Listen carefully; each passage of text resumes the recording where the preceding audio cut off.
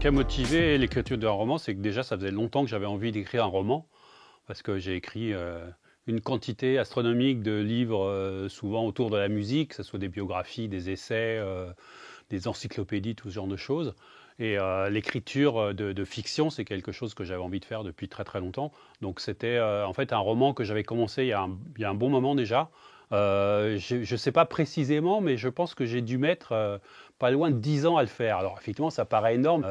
C'est pas un temps d'écriture de 10 ans, c'est un temps d'écriture normal, mais étalé sur 10 ans. Ce qui fait que quand je suis parti au départ, j'avais juste une esquisse de ce que l'histoire allait être. J'avais pas tous les personnages, j'avais pas toutes les actions, j'avais pas la fin.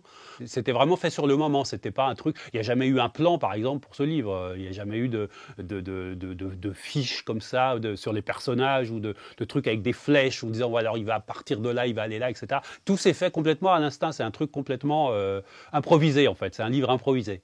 C'est un thriller sans être vraiment un thriller non plus. C'est à la fois un thriller un peu politique, c'est un peu un road movie aussi. Les Meutes Blanches, voilà, il y a beaucoup de choses qui sont. C'est pas au sens strict un roman policier, quoi. C'est plus un roman noir, effectivement, dans une espèce de tradition un peu de littérature américaine. Voilà, il y a effectivement il y a des meurtres, enfin, voilà, il y a des morts violentes, il y a du voyage, il y a plein de choses qui se passent, mais on n'est pas dans un truc avec des suspens, avec des choses comme ça, quoi. C'est pas ce que j'ai voulu faire là, en tout cas. Au départ, je me suis pas dit je vais faire un roman de dénonciation, je vais faire un roman politico-social, etc. Mais voilà, c'est sûr que c'est une histoire qui a des résonances tout à fait concordante avec l'actualité du moment, quoi. Les suprémacistes et tout ce mouvement voilà, néo-réactionnaire, etc., moi, c'est quelque chose qui m'a toujours intéressé en tant qu'observateur, qu'analyste et surtout qu'ennemi de ces gens-là.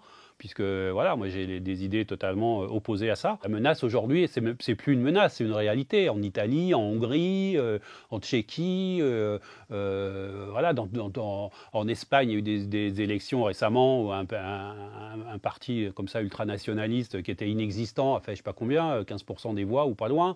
Donc voilà, c'est quelque chose qui est une réalité aujourd'hui. Et il suffit d'ouvrir Internet pour voir ce discours-là qui est vraiment, qui est de plus en plus présent. On le voit aussi à l'intérieur des mouvements sociaux qui ont lieu en France ces derniers mois, quoi. C'est pas la totalité, mais il y a aussi ce discours-là, quoi. Donc forcément, y a pas, c'est pas une dénonciation, mais c'est un moyen aussi de mettre le doigt sur quelque chose par le prisme de la fiction et d'une histoire, effectivement, qui est une espèce de film d'action comme ça. Il y a quand même des choses qui peuvent se faire...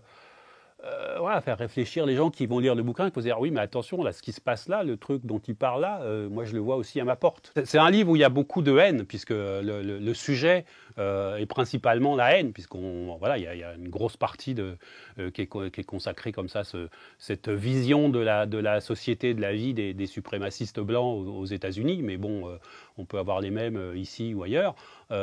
Donc voilà, c'est un discours de haine permanente et on est beaucoup dans la haine aujourd'hui. Donc forcément, moi j'avais besoin, moi je suis pas quelqu'un qui pratique beaucoup la haine en principe, donc j'avais besoin justement sans doute, c'est pas quelque chose que j'ai analysé au départ, mais en réfléchissant après, voilà, de temps en temps relâcher un peu cette pression de la haine pour mettre un peu d'amour et un peu de sensualité. Donc oui, c'était important qu'il y ait des scènes de cul dans mon livre. Je serais ravi qu'un jour quelqu'un m'appelle pour me dire bah voilà, je voudrais les droits de ce livre et je voudrais l'adapter à l'écran. Si quelqu'un a le téléphone de Tarantino pour lui envoyer ou de qui que ce soit d'autre, effectivement, je verrais bien Anja Rubik dans le rôle de la stripteaseuse et Sarah Sampaio dans le rôle de la jeune héroïne. Je termine le livre un peu comme je l'ai commencé. Je l'ai fait comme ça, c'est plus effectivement comme, là pour le coup, comme un morceau de musique où on a un riff comme ça et puis on retrouve le même riff à la fin et là on est comme ça en pays de... il y a une complicité forcément qui se crée avec le lecteur. L'idée c'était ça surtout.